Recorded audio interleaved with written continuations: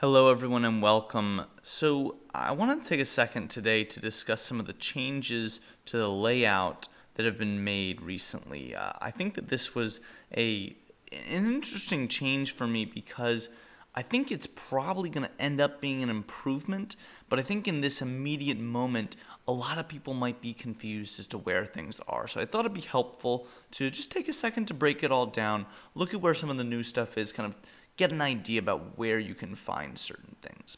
I also will add that within this new update, we also saw a really great improvement to the badges. Essentially, what they've done now is if I go to my badges, it will automatically clear things for me, so I don't need to worry about kind of moving them around or having a clear page. And just to quickly demonstrate this, I used to have this clear page needed where I would put one badge on each piece of equipment to get rid of all the other badges. Now you don't need that, so I could just hit my Cav Spear badges. Sure, go ahead. And now if I look at my equipment, get away from that. Sorry about that. If I now go and look at my equipment, voila, it all of a sudden has all of my badges. Now it has this one missing because I don't have that piece of equipment, and I'll show you what's going on there is that I actually upgraded one of my equipment to a purple badge from it was an old blue badge, and now it is missing. And I think this was actually a great change for them to make because it means that now I can, instead of it just not applying it or really it not showing it, now it is actually showing us, okay, this is what's missing, and I could just easily add that. And then my badge is done. And if I wanted to have it attached already, then I would just need to go into my badge presets and switch it. Now the big change is that now if I went to say, my Cav only set of badges, which is a different set of badges, but it does require some of them. If I hit apply now, it will work. It will now switch all over to my Cav only badges. And again, I'll have that one missing. That's, again, the new purple one. But I just think that this is a great improvement. Makes your life a lot easier when you're switching things around, and overall a great change.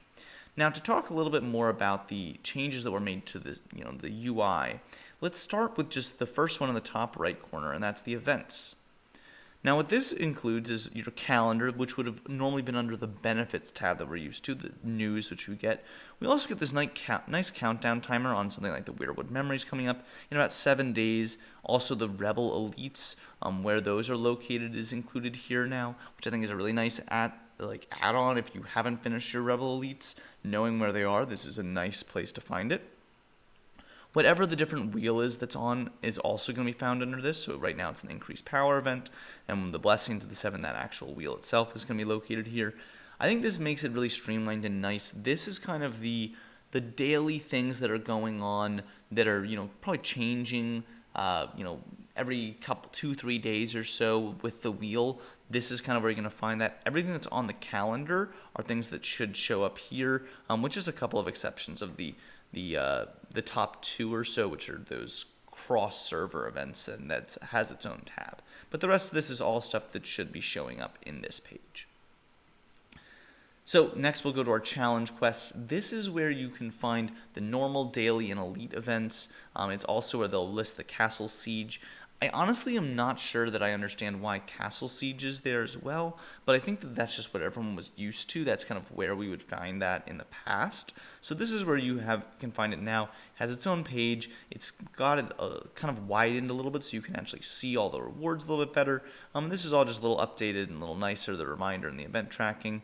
Also, they have the world progression here if you were ever looking for that. That's where it used to be found if you just clicked on this little harbor, but I'm glad they got rid of that. You can still get it by clicking on the harbor, but this is just a simpler place to find it. It didn't really make sense for it to be on the harbor, so this is definitely an improvement there. The cross-server page hasn't changed at all. This is one that is pretty much the same. They updated what the look is for the War of the Kingdoms, which I think is kind of a cool look. And they also added the Alliance mobilization page to this one, so that's where you'll find that. But everything else here is pretty much exactly the same. The rest of it, yeah, you can see all the same. Okay. Next, you have the Benefits tab, and this is where people got a little bit confused because the Benefits tab here was one that we used to have, but it used to have some different things on it, like that calendar and the other things that we now find under the Events tab, and that's what I think was confusing to a lot of people potentially, if not, then great. But as you can see, they now have the Recruitment Pass, the Amethyst Shop, Dragon Forge Pack. If you want to buy the monthly card, that's located here. The limited sales event is located here, which is going to be expiring soon. The Mariners Hall, which is where you go for the navigator, and then also the VIP shop. I think that this is helpful. Again, this is kind of the things that you do every day that are kind of an ongoing just shops and other things like that you're going to be using. And I think that it makes sense to separate those from the events that are going on, and separating that again from the challenge quests, which are like changing every hour or so. The mysterious chest isn't different, and then they have this about the latest version, which I recommend that you take a look at. That kind of explains a lot of this, but I'm kind of hoping that this video will kind of do that for you as well. Now the biggest thing that I know I struggled to figure out where to find initially is the page that discusses your activity for the day, what different events you've done. Normally we would have found that up here, but now people are kind of confused as to where they should go for that. So now if you go to the quest tab, this is the only thing that's been changed down here.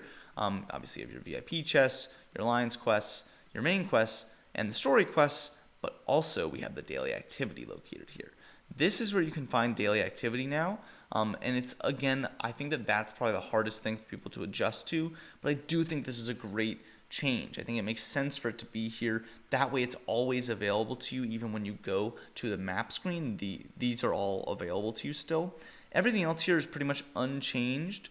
The only thing that they also added, though, is this more. If you go to the active skills, they do have this new page where you can see all the different active skills that you have up at the moment. So I can see, I have my instant collect up, or my research and construction is coming up in a little less than 11 hours. I think this is cool. This is definitely helpful. I think that I saw potentially on the Pioneer page they may be adding other tabs to this. Certainly excited to see that. But for now, this is just the dragon skills. And again, it's just kind of an interesting little nook to find there. But nothing else has been changed really aside from that. But I wanted to make sure I reviewed this for everyone so people would know where to find different things and what it all meant. So I hope you enjoyed this video. Have a great rest of your day, folks. This is TyrionLanstr. See you next time.